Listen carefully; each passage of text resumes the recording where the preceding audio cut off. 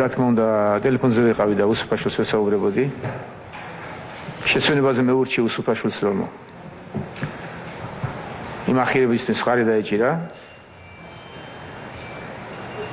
თუმცა ძალიან დარწმუნებული იყო და არ ქონდა სურვილი მაგის უსუფაშვილს, რამე თუ კარგად იგრძნობოდა, რომ ისედაც მივიღებდით იმ ხმების რაოდენობაც საჭირო იყო საკონსტიტუციო ცვლილებისათვის. მაგრამ მე რატომღაც ესე ვამჯობინე, რომ ჯერ იყო პატარა ეჭვი, მე და პრინციპულად ეს ჩვენთვის არაფერს არ ცვლიდა. ცვლიდა მხოლოდ მათთვის, როგორც მათ წარმოედგინათ,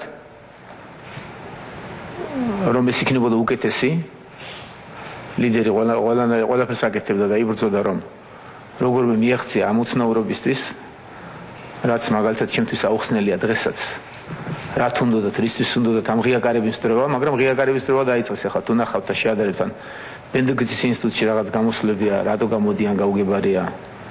რაღაც განცხადებებს და 19 აპრილს ევროპის ხარდასაჭირად მერაბიშვილი აკეთებს. ევროპელები ჩამოდიან ამბობენ, გაუგიათ, რომ მერაბიშვილს განსაკუთრებით უყვარს ევროპა და მთელი ევროპა ჩამოვა. როგორ დავდიოთ ეხლა ეგ არ ვიცი.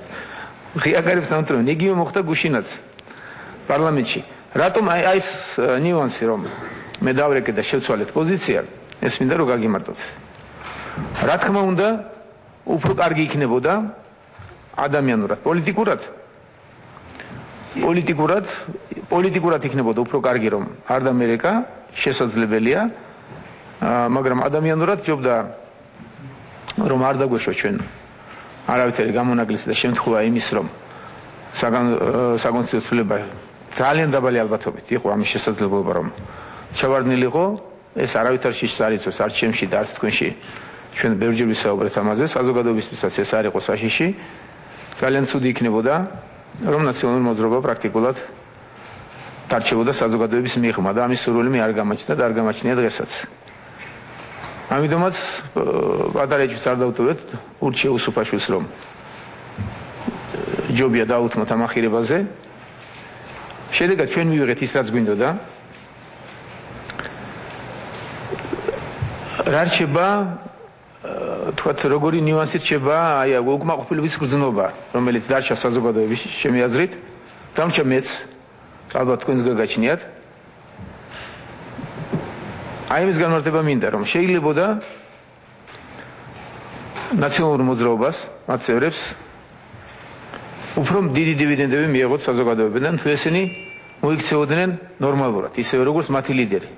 ყველგან კაცობა, ვაჟკაცობა, ეს ხალასად მიეწოდებინათ ყოველგვარი თამაშის გარეშე და ის სურვილი, რა ჩვენ გაგვაჩნია, რომ მოხდეს მაქსიმალური ინტეგრირება, ისე ინტეგრირება ალბათ სიტყვა ძალიან უხეშია, მაქსიმალური აღდგენა ურთიერთობის, რომელიც დაირღვა საზოგადოებასა და ნაციონალურ მოძრაობას შორის წლების განმავლობაში, ჩემი დიდი სურვილი იყო, რომ მათი ნაბიჯი ისეთი ყოფილიყო, რომ საზოგადოებისგან ეს კარგად ყოფილიყო აქმული.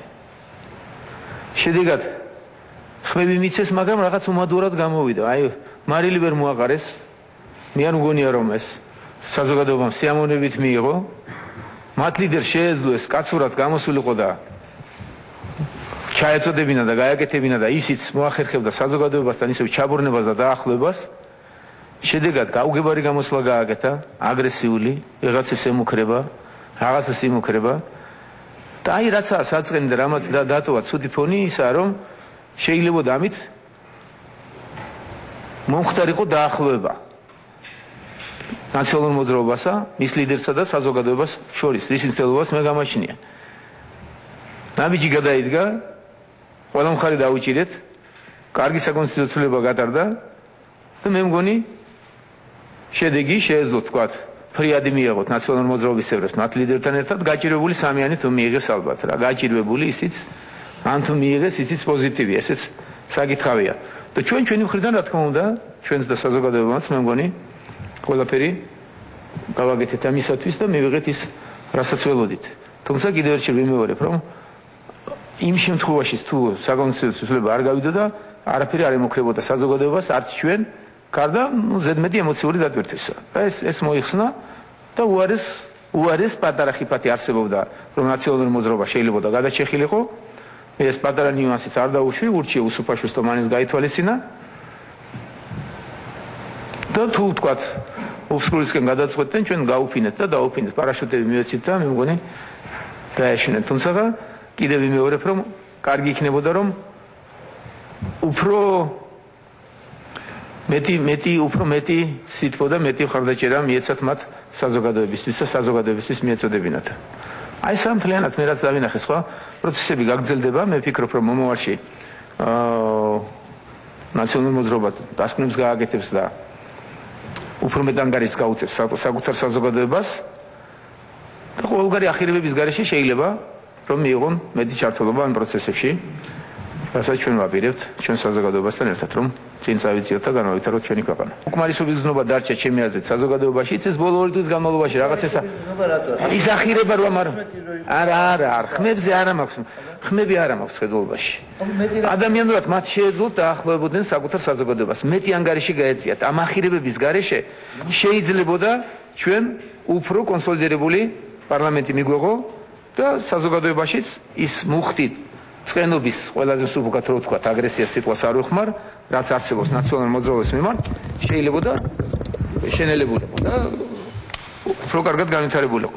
ვერ მიიღეს. მე ვფიქრობ პოლიტიკური სიბეცე შეიძლება მას დავარტყოთ. რაც მათ გააკეთეს ბოლო 2-3 თვის განმავლობაში, რომ ხმები მისცეს, მაგრამ საზოგადოებას აბსოლუტურად ვერ ასიამონეს.